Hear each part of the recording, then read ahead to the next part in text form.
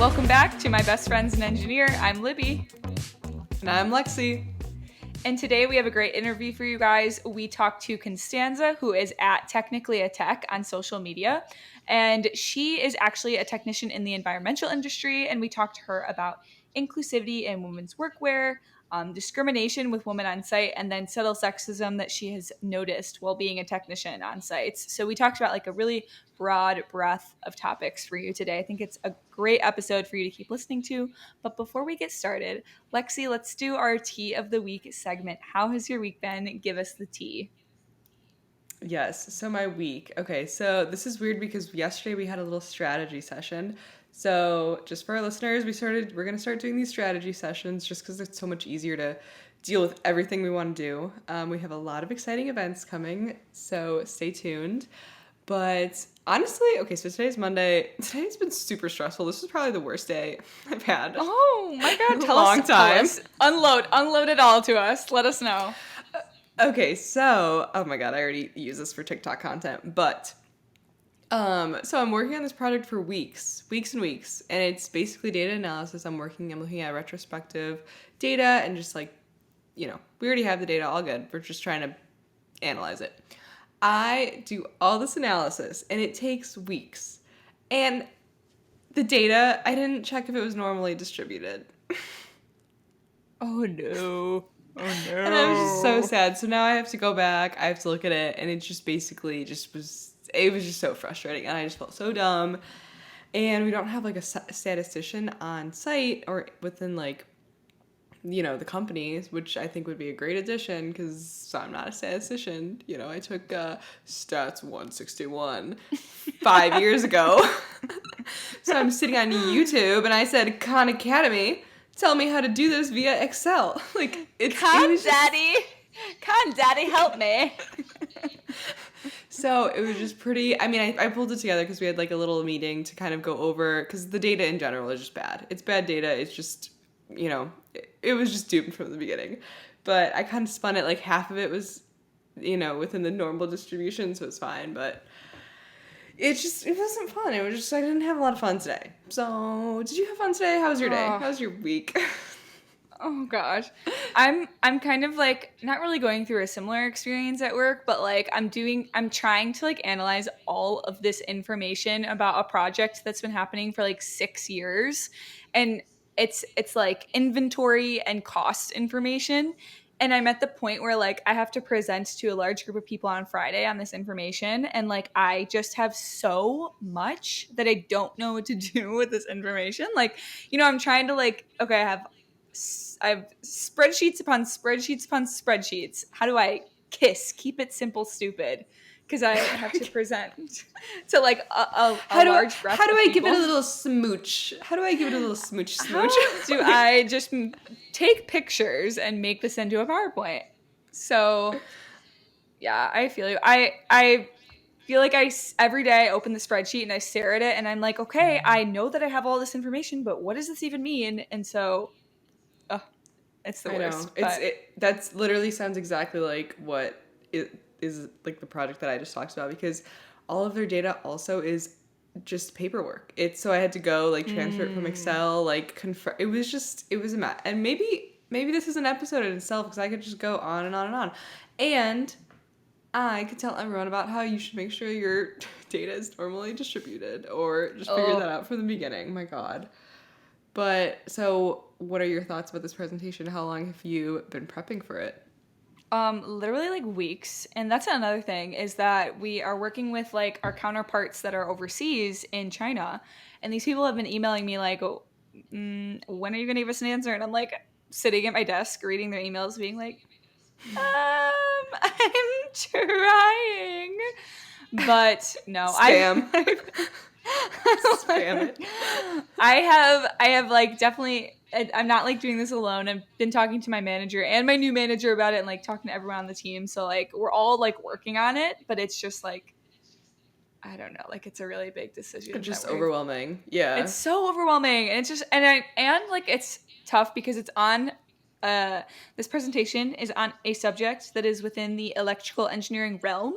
And I remember when I was taking my electrical engineering classes, The first one, I just was a teacher's pet, and he gave me an A on every quiz, even if I didn't do good on it.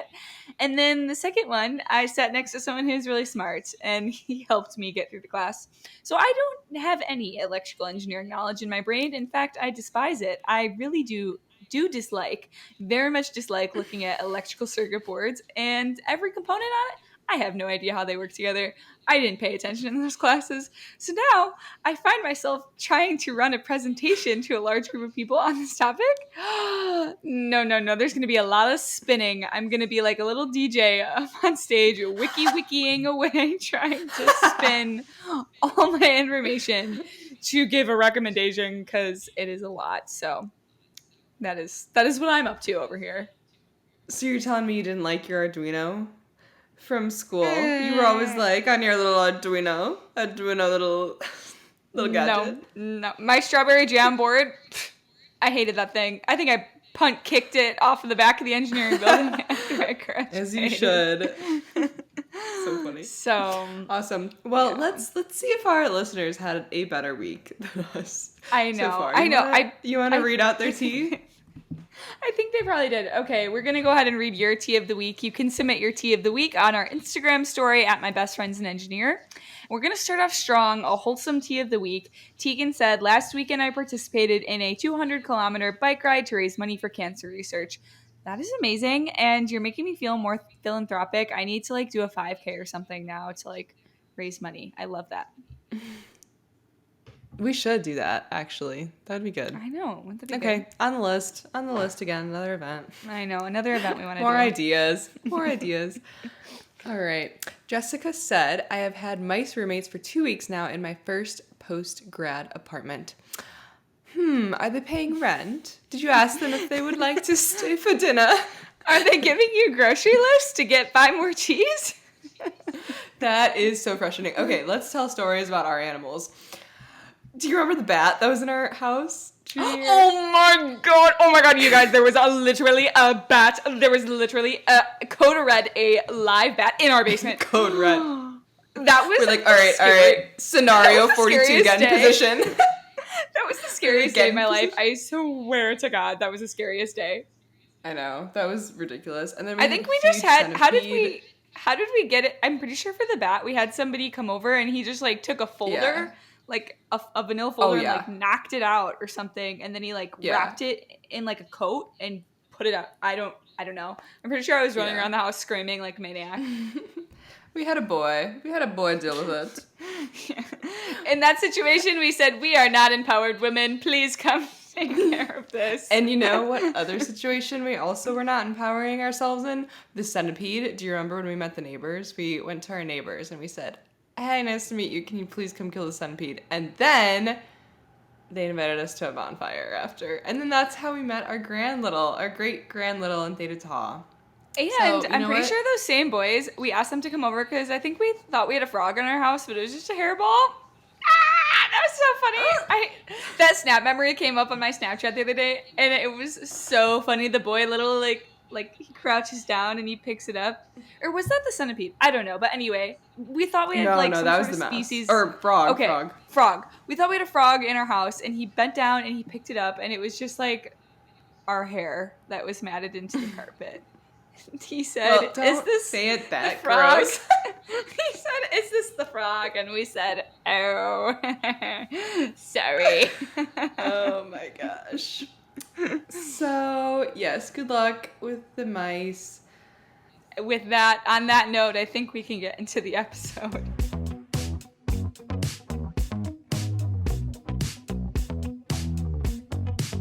Welcome, Constanza, to the podcast.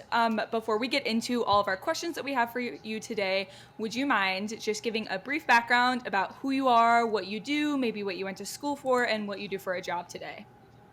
Hi, my name is Constanza. I'm an environmental technician. I went to school at the University of Ottawa, and I got a Bachelor of Science with specialization in biology. I had no idea what I wanted to do, but I knew that I liked field work and I liked the environmental sciences, so I decided to start pursuing a career in that, and I landed in the environmental consulting world, which is where I still am. I've been in this industry for about 4 or 5 years now. And yeah, what I do is environmental assessments. So I'll do either phase one assessments, which are very hands off. We go to a site and we do like visual assessments of the site, and we do a lot of historical research based on like what activities had been done previously on that site or in the land around that could potentially contaminate the site. So that's one. And then environmental site assessments for like a phase two, which is the stuff that I really like doing, is much more hands-on, I guess. So we go in and we drill. Once we've determined whether or not there is contamination, usually if we think there is, we'll go in and we'll drill, and I'll take soil samples, and usually we will also install a monitoring well in the holes that we drill. So I'll take groundwater samples after as well, and we'll send those off to the lab, get results back, and yeah, that's mainly what I do. Then I'll write up a report on it and the less fun stuff in the office. But that's kind of the gist of what I do. Awesome. So you said that you started in the environmental consulting world and you're still in it. What made you choose the consulting field over maybe a bigger firm? Or maybe is there a difference between types of firms? Could you give some background on that? Yeah, there isn't a lot. I guess there are a few different streams you can take in the environmental sector, but I think consulting is one of the biggest ones, and it's one of maybe the easier ones to get into without any experience. It's a lot of hands-on work. I really like doing the hands-on work, but I don't think everyone does. So there's a pretty high turnover in these, what are they called when you're first starting? Entry level. There's a lot of turnover in these entry level roles. Yeah. And so, yeah, I think it's just, it's an easy way to get into the environmental industry. The other thing you could do is try to get in with the government, which, to be honest, probably has cooler jobs and things that most environmental science students think they're going to, like, imagine they're going to end up doing after school. So it's a lot more like fisheries work or like forestry and some sort of research roles, things like that. But obviously there's not that much money in very like the natural side of the environmental science world.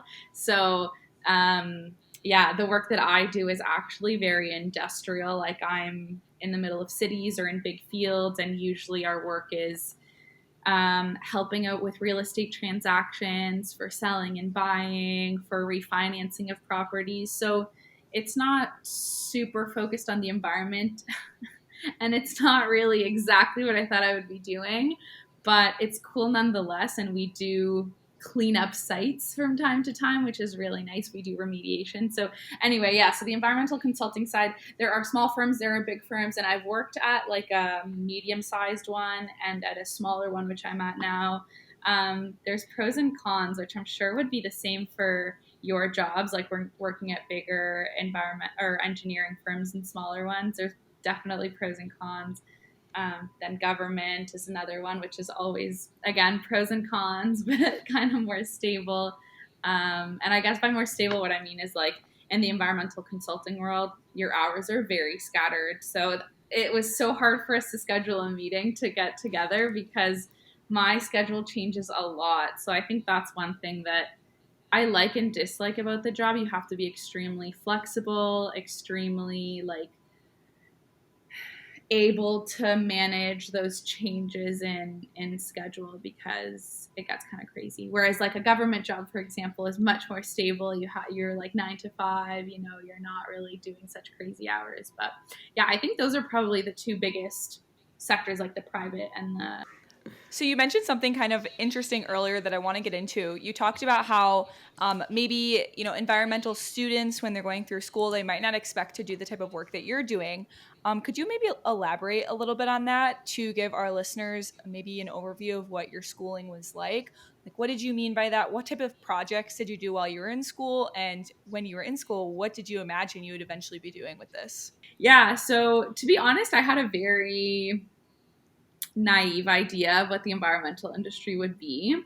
I thought So my experience in school, it was we were in nature all the time, right? So we would be doing labs where we were um, characterizing like tree species and like noting which ones had a certain type of fungus, or it was just like extremely involved with the natural environment. And it was taking a lot of note about the environment. Yeah, so that was a lot of my schooling, and I did a lot of really cool classes. Like I did a field biology class, or a field ecology class, where we took a field trip for 2 weeks to Jamaica, and we learned about like the natural environment there. We had to make our own hypothesis, like based on like we had to do research about the land and the species and different things like that, and we had to come up with our own scientific experiment, basically our own hypothesis. And during those 2 weeks that we were there, we were kind of like executing what we had put together before we left, and when we came back we wrote a report on it. But it was all very it was all about the natural environment. And when I graduated and I started in environmental consulting, I realized that there's not a lot of money for that. It's interesting and it's important for us to learn about and all of that, but really the environmental industry is more geared towards businesses and how can businesses continue to operate. And a lot of the times environmental is also linked with health and safety. So it's not just the natural environment, but it's also the like health and safety of the people in the environment, that whatever environment it is that you're talking about. So when we were doing assessments of hotels, and I was doing drilling on a certain property, and it was like, oh yeah, it came up to be like our results came out to be contaminated. It wasn't unfortunately like, oh, we should clean it up to improve the environment. It was, oh, we need to clean it up so that they can sell it to another company, and so that company can continue their operations. So it is what it is. But I thought I'd be spending a lot more time in nature with animals, with trees, and that's okay. Like I do get to do some of that, and I do get to visit some cool places to do my work. But it's very different from what I learned in school, and the hands-on experience that I learned in school was not very similar to what I'm doing now. There are some college programs for, I think, like 2-year college programs for environmental technicians. And there you learn about soil sampling, you learn about all of the things that I'm doing now, so that you have more of an idea of what you're getting into. But for me, I like went into it blind, and I was like, yay, Jamaica, animals, trees. And then I went into like, yeah. And then I went to like every single parking lot of the city of Toronto, right? Like, so it was just very different. But I really like my job, as industrial as it is compared to what I thought it would be. It's still a lot of fun. I'm still outside every day. I'm still working with people, which is also what I really liked about my program, is that it was very collaborative, like a big team environment. Okay, so I have a quick question before my real question. So was that Jamaica class an elective, or was it mandatory to go, or it was an elective. Give us a little info. Okay. Yeah, it was an elective. So it's very cool because here in Canada, I think it might just be in Ontario, in our province, but it's like a university network. And so professors from different schools will host different classes. So this one was to Jamaica. One of the professors from my university hosted one to Africa. Like they just do different things, and it's open to all students in Ontario. So it doesn't matter what university you go to. You can sign up, and you have to pay extra to go, and you have to pay for your way there and stuff. But yeah, it counted as I think one course credit, like for a full class, but it was like condensed into the 2 weeks. But because it was very hands-on and all of that, you got like the hands-on experience instead of like the classroom experience. So it was just like super condensed, but it was so fun. And what I really liked about it was that you were doing what you were learning in real time, and in a like when you're learning in school, all the experiments we do are meant to work out a certain way, and if they don't work, it's very clear why it didn't work. You know what I mean? Like everything is laid out very straightforward. But what I liked about this is that you had to do your own research. You had to come up with your own question. You had to come up with your own experiment. So when we got to Jamaica, we realized that our project was a scuba diving project. So we were looking at the coral reefs and just different changes. But we had not considered things that would affect our project and our procedure while we were underwater, right? So that was just very interesting. We had to come up, we had to reassess, we had to reevaluate and like make those changes. And that was something that we had never experienced before with any of the experiments that we had done in class, because somebody had thought of the experiment, like you already had a procedure that was tried and true. So that's what I really loved about the class. That's awesome. Can you talk about your experiment on that trip? Yeah, so we looked at coral reefs, and we were looking at the succession of, this was like 5 years ago, but let me try and remember. We were looking at the succession of algae growth. So there's, I don't know if you guys know, but there's a big problem with algae growth on coral reefs, and they kind of take over the reef, and basically the reef will die.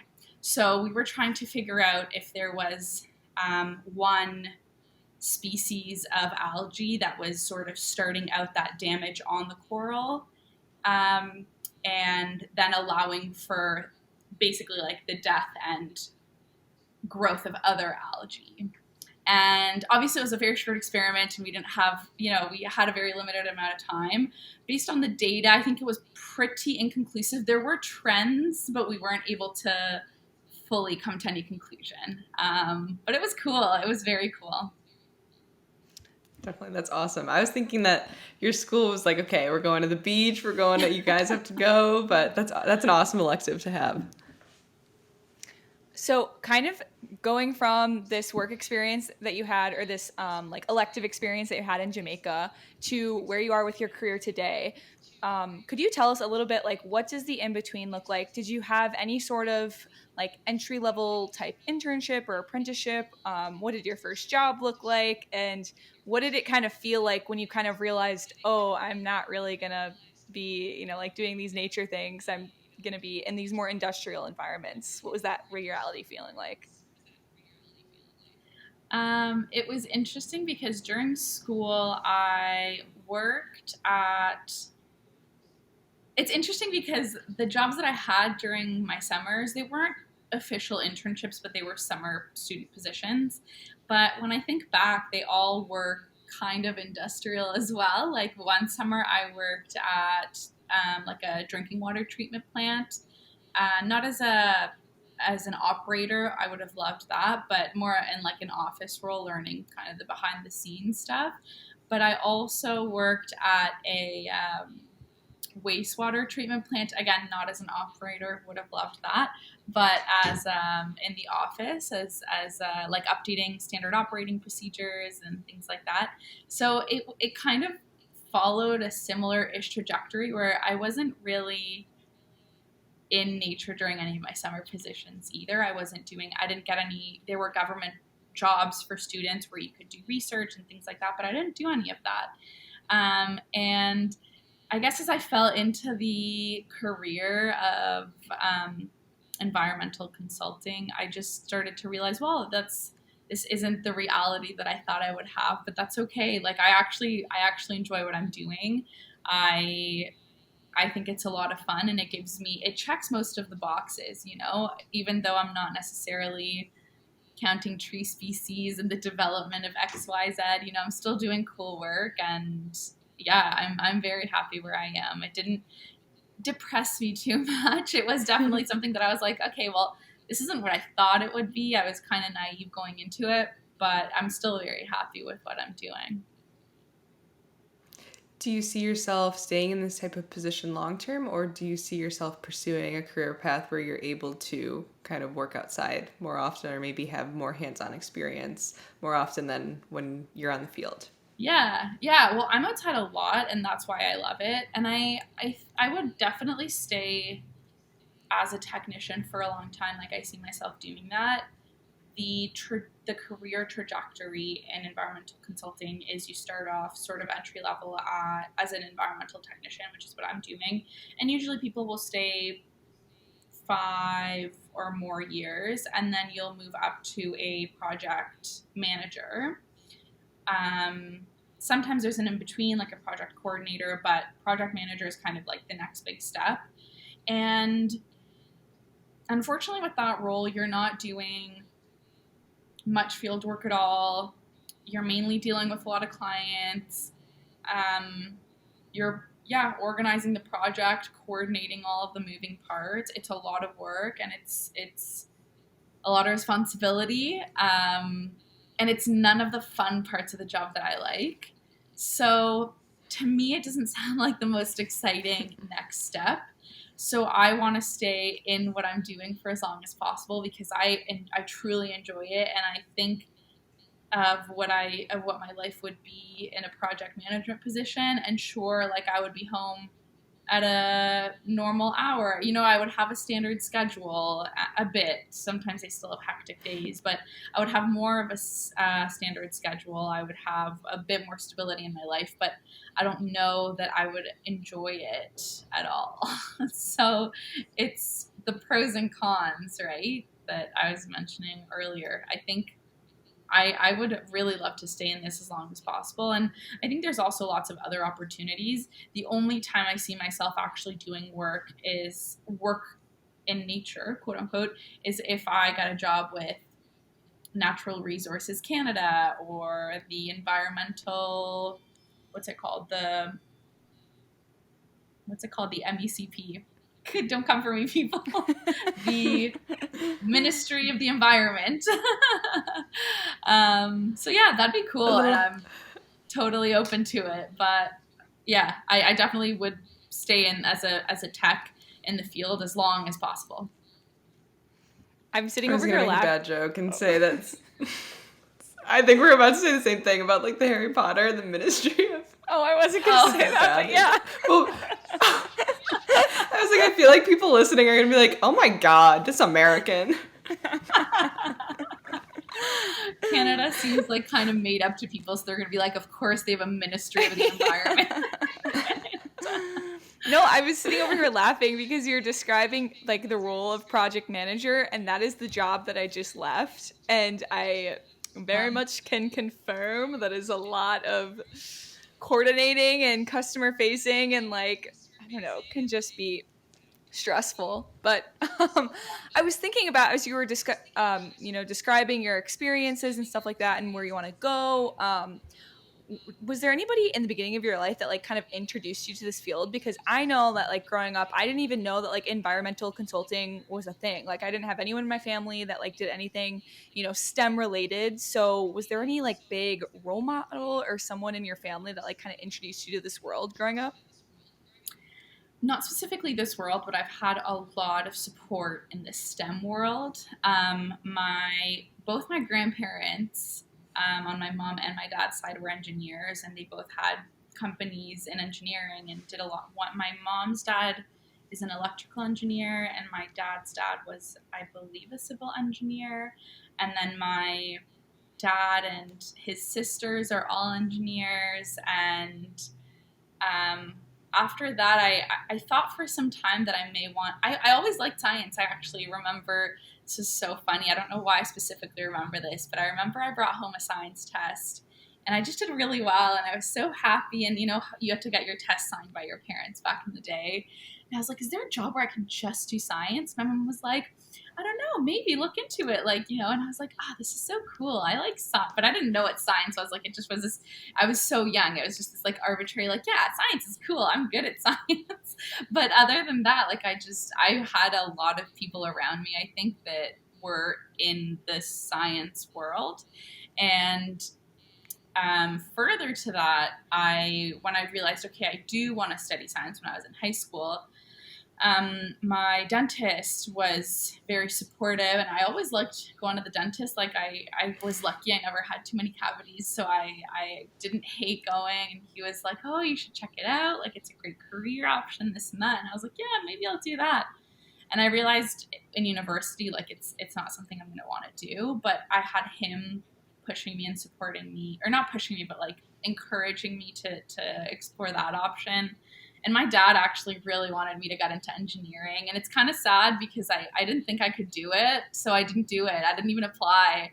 And I look back now and I'm like, that's so silly. Like I totally could have, and I doubted myself. But anyway, the way I got into consulting was once I graduated university, I can't remember how I met this woman. Her name was Jackie.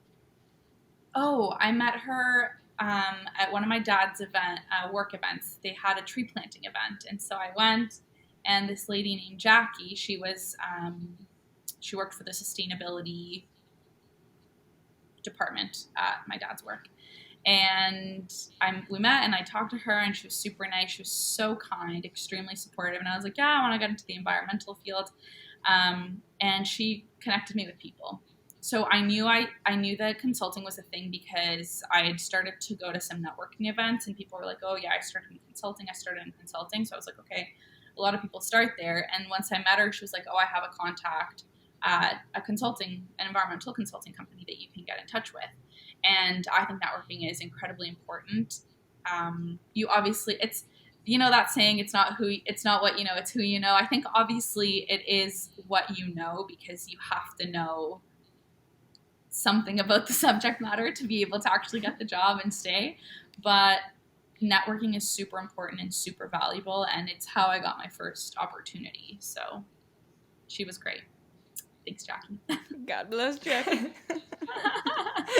We love networking. We are all about networking. Awesome. Okay, I had a quick question about your day-to-day. So you mentioned you're in the office some days, and some days you're on site, and then once you're finished on site, you finalize your project with the report. Can you give kind of like a usual timeline for maybe how many days you're in the office, how many days it takes to write the report? I know it probably depends, and there's a lot of variables, but if there's maybe a general timeline. Yeah, so I'll give the example of this project that I'm on right now. So we are drilling 5 wells in total, and they're each about 25 feet deep. And it also depends on the kind of machinery we're using. We've had to slow down here or there because we've had wells inside where we have to bring less powerful machines that'll fit inside. Anyway, we've done about 2 wells a day. So once we finish those, let's say we have the 5 wells, that's 3 in total. We'll give or take 3 days of drilling. Then the day after we finish drilling, I go back on site and I purge all of my wells. So that means I pump all of the water that's sitting in the wells out, and we keep it in drums so that it's not influencing what we're sampling for. So we drill, I go back and I purge the day after, and then the day after I purge, I go back and I actually take my samples that are going to be submitted to the lab. And the reason we purge is so that we have fresh water, so that it hasn't just been sitting there stagnant. So that's been 3 days of drilling, 1 day of purging, 1 day of sampling. Then after I've sampled, I'll go into the office and I'll do what's called my borehole logs, which are basically an outline, like a visual representation of what I've seen in the ground. So it'll show like the depths going down the page, and it'll show like my descriptions of what I saw at each depth. And that's part of the report that we submit to the client. And those take between maybe 45 minutes to an hour tops each, maybe 30 minutes to 45 minutes each. So then after that, I'll work on my report. And our reports usually take like 10 to 12 hours to write, depending on the complexity, the amount of stuff you drilled, and the amount of samples you submitted, the amount of exceedances you had, right? But generally about 10 to 12 hours. And that's about it. Gets submitted to the PM to review, and then any corrections or changes that they have comes back to me, and that'll be maybe a couple extra hours. It's several days of work. I want to get into, because I know that you are a big advocate for this on your social media, and who doesn't like talking about clothes? What do you wear while you are doing all of this work? Because I personally have never drilled or sampled a well or anything like that, or looked at water that's contaminated. So can you give our listeners a little like description of what you have to wear, maybe what personal protective equipment is required for your job, kind of what that looks like? Yeah, thankfully, I don't have too many crazy guidelines to abide by. Generally, it's the high vis on top. So if I'm not like today, I was wearing this shirt and then I just had to throw a high vis vest on top. But other than that, it's really just pants and safety boots, and then my hard hat and hearing protection. So I guess actually that is kind of a lot. So yeah, I usually will have steel toe boots, and it depends on the weather, depends on the conditions, right? So I always keep a pair of rubber steel toe boots or composite toe boots in my car. I have like 3 pairs of boots in my car. You never know what you want to wear. Other than that, pants, and again, it depends on the weather. Here we get extremely varying weather. So for example, today it was like 27 degrees, but probably felt more like mid 30s, which I don't know what that is in Fahrenheit. Let me look it up. Let's see. Oh yeah, because you're in Celsius. Whoa. Yeah. So it was like 95 Fahrenheit about Oh my god, with the so humidity. hot. Yeah. It was extremely hot. And so It was like, no, go ahead. sorry, I was gonna say it was 85 yesterday, and I was like, this is terrible. I was like, this is what am I? I was being so dramatic. Sorry. No, Go ahead. no, that's still extremely hot. Like it was very hot. But to give you an idea of the range of workwear that I have to wear, we go from like 35, 95, sometimes even hotter, to in the winter, like easily minus 30 Celsius, which is minus 22 Fahrenheit. Oh my gosh. Yeah, so just like full spectrum of weather, we experience it. So my pants, it depends. Like in the summer right now, I try and wear something really light. And in the winter, I'll usually wear leggings and then insulated like overalls on top. And then on top, like I said, in the summer, it's really easy, just like any shirt I want. Sometimes I wear long sleeve to protect from the sun. Sometimes I'll wear a short sleeve with a vest on top. Some shirts I already have the high vis built into it, so I don't have to wear a vest, which is super nice. And yeah, in the winter, it's like 6 layers of stuff that I have to wear. And then my hard hat, always hearing protection. And yeah, SPF, I guess, is the only other thing to keep me safe out there. But yeah. Is there a certain place that you like to get your PPE or workwear from? I'm lucky because right now I got sent a lot of things to try.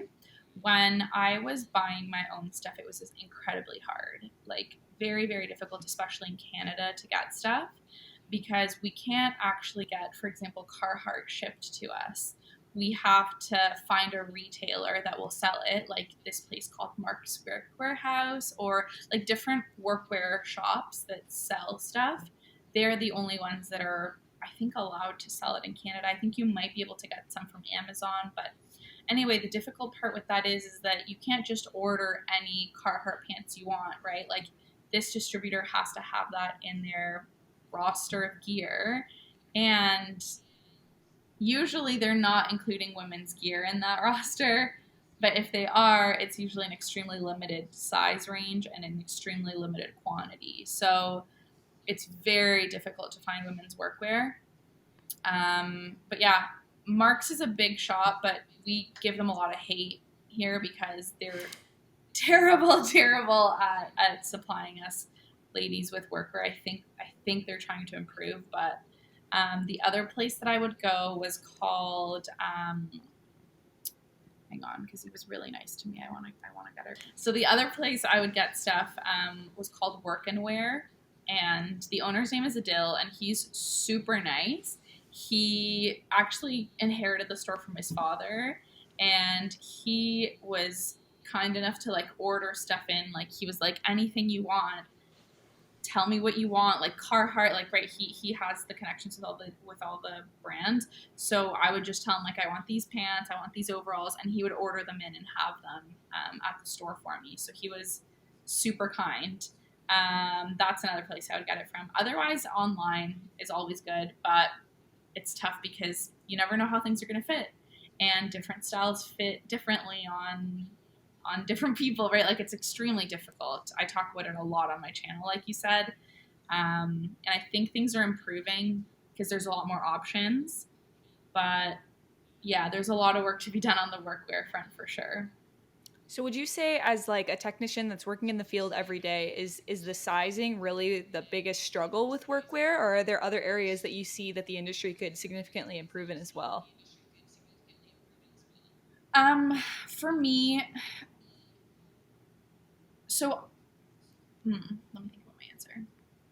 Sizing is definitely an issue, but getting the patterns right is a bigger issue than sizing. Like, a brand can have a massive size range, but the pants just still don't fit right. You know, like, they sit too low and my butt crack shows, or the shoulder seams don't sit on my shoulder, right? So, like, so one, yes, definitely size range is a huge issue. A lot of the times you'll only have like a extra small, medium, large, and the large will fit me, and that's fine, but that's not inclusive at all. And there are many women that need sizes that are much larger, right? So for example, I got a Patagonia shirt, a long sleeve, and it was a size large, and I was like, this doesn't even fit. Like I'm like a medium large. I'm like the large side of medium.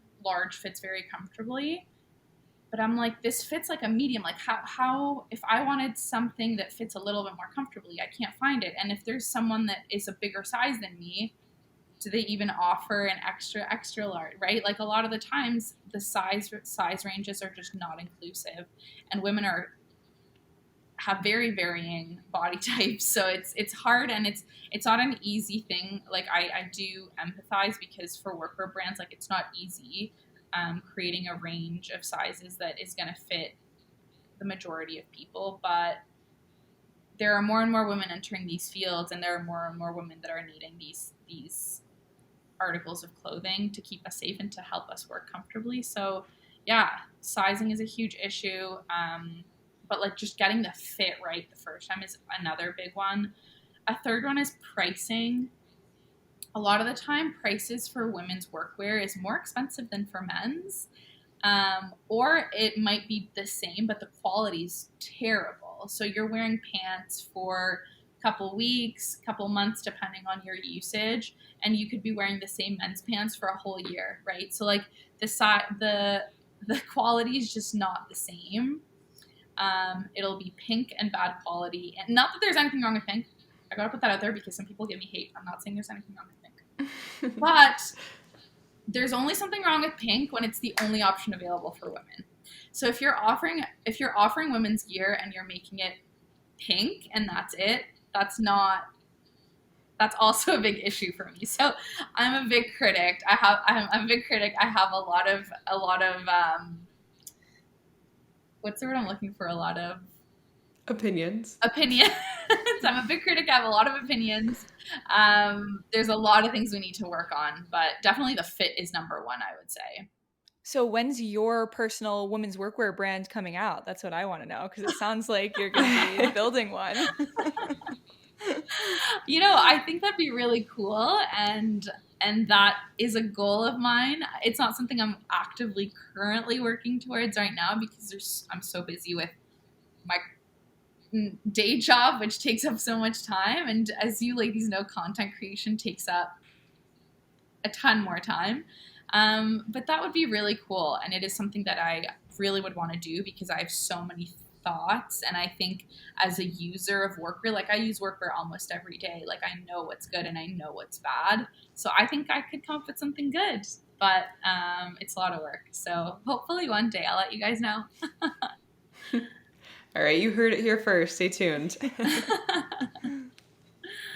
So So clearly workwear is a big struggle point for, your role in your industry. Are there any other challenges you have experienced being a woman that working in the environmental field on site? I think every woman that works on site experiences challenges and some sort of discrimination based on being a woman. I find that normally it's a lot of subtle sexism that happens these days. Um, and it's guys trying to be nice about things. So I actually made an Instagram post very recently about an experience I had, I think on Friday, where this guy was like, "Oh yeah, when are you gonna move into the office? That's where you want to be." And I was like, "Oh no, I actually really like it out here. Like I really like my job. I like being outside." And he was like, "Oh yeah, well wait till you work a winter in -30." And I was like, "Yeah, I've worked like 3. Like I enjoy it. It's great." And he's like, "Oh, well," like he was just very confused that I really liked being outside and doing the work that I do. And I didn't include this in my post, but the first thing he said to me was, "It's about time they hire some pretty ladies to be out here on site." And Absolutely it's not. like Absolutely not. I literally I was like, "What? I'm just uncomfortable around you now." Like, and Yep. it's like but it's masked as, "Oh, I'm trying to be nice. I'm giving you a compliment." And so it's very hard to call out these things. But same with the guys that I'm drilling with. It's like, "Oh, do you need help with that? I'm carrying like all my soil samples." And yeah, they're heavy, but I'm perfectly capable. And every time it's like, "Oh, can I give you a hand with that?" "No, I'm okay." Like, I don't see you asking anyone else if they need help. It's like, and I know they're trying to be nice, but I'm not struggling that much. Like, I'm really not. I'm carrying my bucket just fine. So, and again, I know they're trying to be nice, but it comes off in a way that's like, you're not strong enough. You don't really belong here. You're not capable of doing the work that we're doing, right? So, and don't get me wrong, like the drillers that I work with work way harder and lift way heavier than I do every day and all of that, but I'm capable of lifting my own equipment. I'm capable of lifting my own samples. Like, I'm doing fine, and if I ask for help, it's because I need it, and then please help me. But I don't need to be asked if they can take stuff from me like every time I'm about to lift something. So it's things like that, and thankfully I think we're getting it still happens, like the really overt sexism, the really aggressive situations, it still happens, but I think we're moving a little bit past that, and we're moving into this more subtle style of sexism on site where it's really tough to call out because they're just trying to be nice, they're just trying to compliment you, like so yeah, I'm trying to work on my comebacks, because I think the best way to get over that is to move past that is to have a really funny comeback. But I'm just not that witty in person. I literally froze up when he said that, and I was like, like, and my husband, I told him when I got home, he was like, "You should have told him, well, too bad they don't hire any cute men around here," or what, you know what I mean? Like, That's a good one. right? And so I was like, okay, I'm going to store that in the back of my mind, because then I think it's a good way to be like, how silly is it to say something like that, right? You just throw it back at them, but in a funny way. I'm working on it. I feel like those subtle hints of sexism are almost worse, kind of like you said, Yeah. because they're harder to call out. And the men that are saying them, they cognitively do not think that what they're doing is incorrect or wrong or offensive in any way. So kind of Yeah. to that point, and it doesn't have to be anything going along with subtle sexism or whatever, just would you be able to share a story of like the strangest or maybe like the funniest or like the weirdest comments that you've ever got while being a woman on site? Hmm.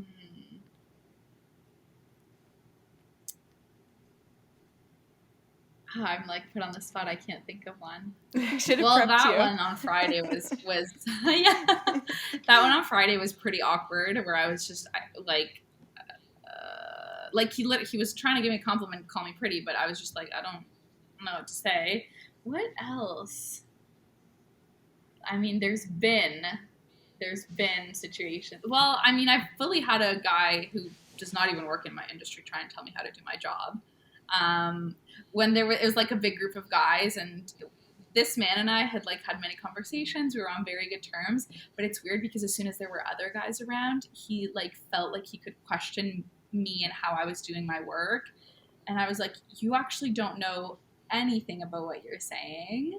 Actually, this same man, and I don't know if this is because I'm a woman or not, but he just must have thought I was really dumb because, I mean, I have a Bachelor of Science, and so I know a decent amount about numbers, math, science, whatever, but we were on a site where we were in an excavation, so we were going, like, the elevations were changing a lot, and we had to keep track of where we were taking our samples from. And I had never worked with like elevations on a site before, so I noticed that they were writing plus or minus down. And I know what plus or minus means, but I was like, why do you include it in every elevation? And he explained to me like, oh, it's because we're not surveyors, we can't tell you exactly where we are. We can only guess, right? The plus or minus. And I was like, that makes total sense. But then he proceeded to like explain to me over and over and over what plus or minus meant.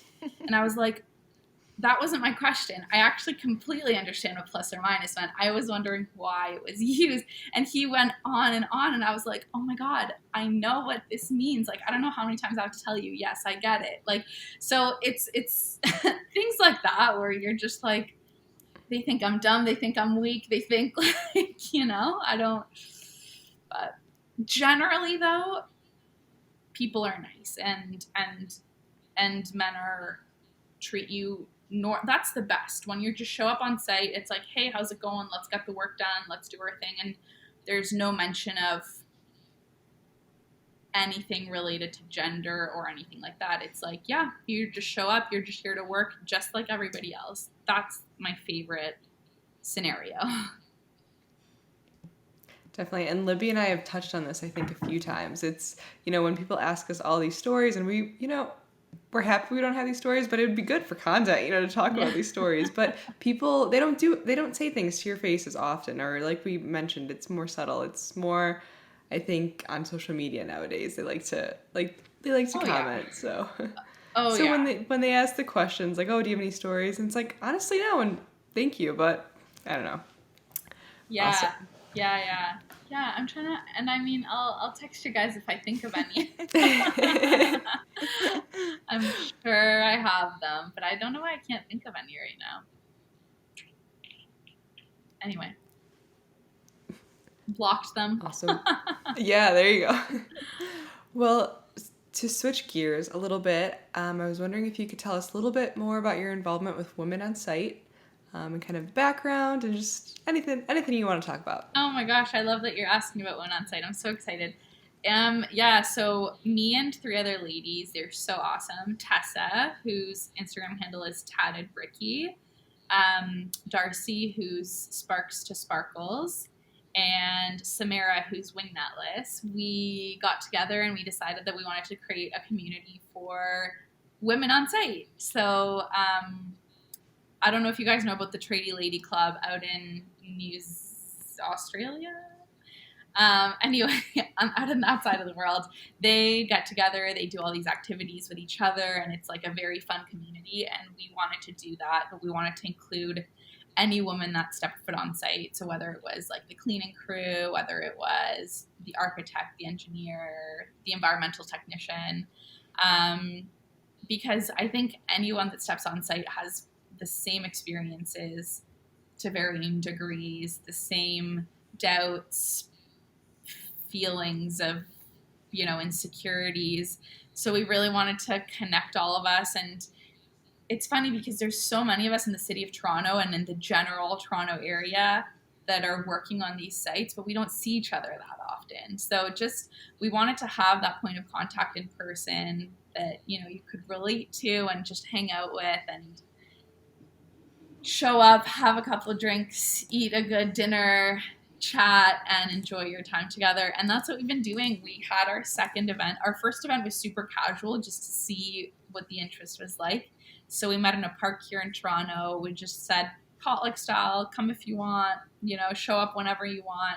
And it went really well. I think we had maybe about 20 ladies that showed up in total. And so we said, okay, we're going to start doing one event every other month. And so we just had our second official event. We had it at Darcy's parents' house. They have a really lovely property. We rented some pillows to put on the floor. We got catering in, and it was so, so nice. Like, the energy was vibrant and lovely, and it was nice because everyone got along, but there were some ladies that came up to us and were like, I was really scared for this because, there's that stigma of like competition between women, and especially in I think it's like a false stigma, but anyway, especially in industries like ours where we're still pretty limited in numbers, it seems like there's only one spot for each of us, right? Like, as soon as someone else comes in, it's like, oh my gosh, they're taking my spot. And I don't think that's the case. Like, anytime I've worked with women, it's been extremely supportive, super, super nice. But there is that feeling of like, is this going to go well or is it not, right? You never know. And so we had some women say, like, I was really nervous for this. I didn't know how it was going to be. But the most amazing thing was, like, everyone was extremely supportive. Everyone was there for the same reason. We all wanted to meet each other. We all wanted to make friends. So it really was, like, a wonderful, wonderful night. And we sold some of our women on site hats and decals. And so it's been really cool to see women. I still have yet to spot someone else in person wearing one, but it's been so cool seeing everyone wearing them on social media. And it like really feels like it's a little family starting, I totally know what you're saying. I love when I meet somebody like randomly on the street who is also like a mechanical engineer or a woman in STEM, and I could have no idea who they are, but then they mention that fact about themselves, and I'm like, oh my God, like me too, like you get it. We've had the same experiences. Like, it's so exciting. So I'm sure like you're just building this community of women that is like filling a void that I'm sure those women appreciate. Totally, totally. Like you said, you just understand each other at a different level, Do you have any events in the future that you're really excited about that you maybe can like hint a little bit at or like reveal a little bit? If not, it's okay. We can cut this portion out. But I was just curious if you guys had anything down the pipeline that you were excited about. We have so many ideas, but executing is the tricky part. I think we have a lot of support too from different like industry partners. So I'm hoping that we can work on getting some funding so that we can put on these really cool events and keep it affordable for everyone that's coming. So yeah, lots of stuff coming up for sure. We also want to do different merch. So like maybe some shirts or I don't know. We're working on lots of cool stuff. We also, I guess I should mention, we also want to maybe grow, like we've been reached out to by other ladies in different provinces out in the States. So we're trying to come up with a way to maybe do like a franchising or something like that. So like chapters of like maybe, women on site type of thing? Exactly. That's the word I was looking for. You could have like university or college clubs too. Exactly. Yeah. So that's what we're working on as well. Hopefully, I mean, maybe you guys are out. You're in different. Are you in the same state? I'm in Wisconsin. Very close. Yeah. Yeah, but 2 hours away. So I'm in Chicago.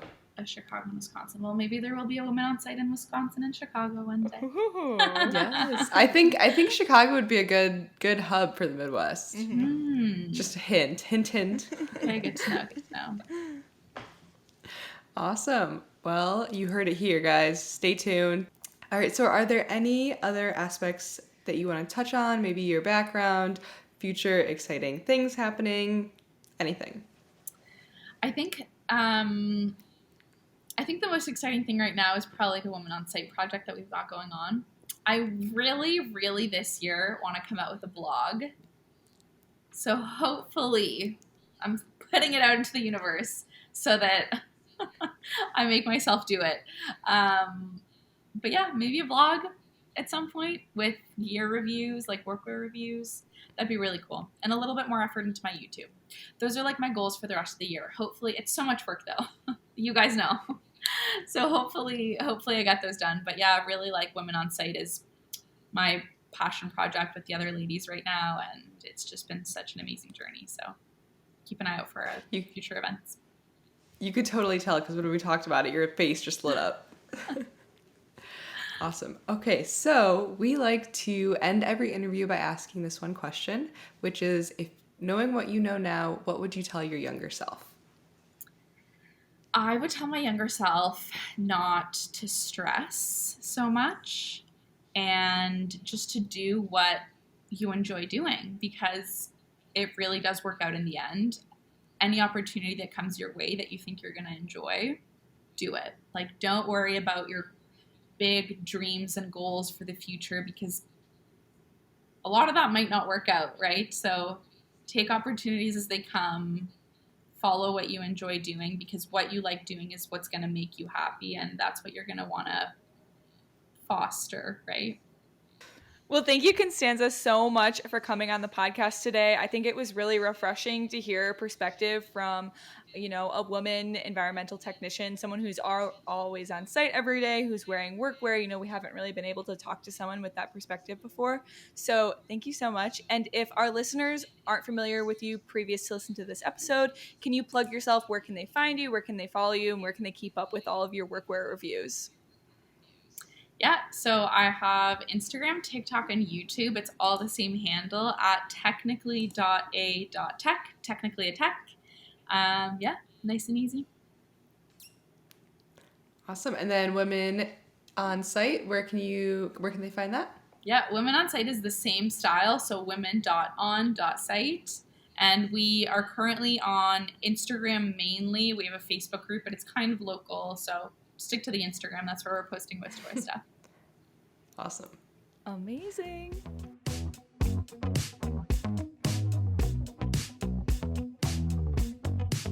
Well, that was amazing. I can't wait to stay tuned for her new clothing line. Maybe we'll see it in Vogue. I know. Also, I really think she should definitely do that blog this year, because I don't remember how I found Constanza. I'm pretty sure I was doing like my weekly Q&As on Instagram, and somebody asked for a workwear recommendation, and I was like, ooh, like I can wear jeans to work, so like I'm not the best person to give advice on this. And someone swiped up to that story and said, OMG, you need to check out Technically a Tech, and that's why I started following her. So yeah, it's refreshing to follow someone on social media who like loves their job and like is doing something really cool every day. Yes, definitely. You could see how passionate she was when she was talking to us. So I know. And awesome. I hopefully this is a really good episode for people listening, because like I mentioned in the episode, I didn't even know that you could be like a technician when I was growing up. Like I didn't even know that like that was a path you could go down with STEM. So yeah, hopefully this was a great episode and provided insight for anyone listening. All right. Well, if you enjoyed this interview and you want to stay tuned for future interviews, we have a lot of exciting things coming up. We have guests we want to have on the podcast, events we want to host. So go check us out on Instagram and TikTok at My Best Friend's an Engineer. And we are actually running a giveaway right now. So all you have to do to enter, if you guys particularly loved this episode or any other episode that you're listening to, be sure to leave a rating and review anywhere you listen to podcasts, specifically Spotify or Apple Podcasts. Take a screenshot and submit it to our Google form, which is linked in our bio, and that will enter you in a chance to win a $100 Visa gift card. I'm trying to think of something funny. Honestly, maybe we'll just kiss it. We'll keep it simple, stupid. Go check out our Facebook group in our Instagram bio. It is at My Best Friend's an Engineer, but the link is in the bio. Much easier to find. And Libby, if they want to tell you what their favorite workwear brand is, where can they find you on social media? You can find me on Instagram and TikTok at Libby Beyond the Label. And then Lexi, where can they find you? You can find me on Instagram and TikTok at Engineer Lexi. And with that, I think we can close out another amazing episode. Be sure to tune in weekly on Mondays to get more women in STEM content and hear about more amazing stories from women in these industries. I'm Lexi. I'm Libby. And thanks for listening to My Best Friend's Engineer. An Engineer.